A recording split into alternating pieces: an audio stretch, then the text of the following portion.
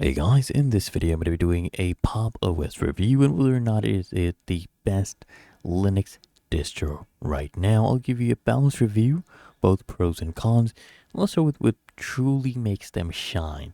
For me, particularly as well for gamers and creators, System 76's, dedication to pre-installing for you NVIDIA drivers, and they actually optimize for performance as well.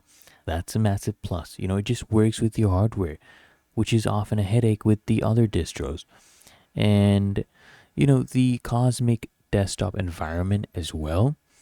It, even the current one, it anticipates the Rust rewrite. It's clean, it is intuitive, it is highly functional with excellent, tiling, window management, and with that is all built in. The updates are just smooth as well. The overall stability, it is impressive.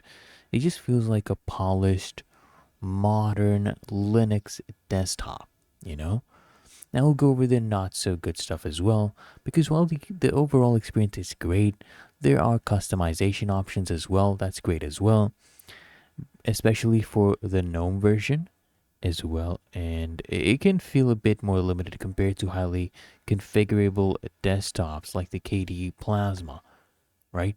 And for advanced users who like to tinker with every single aspect, this might be a slight drawback.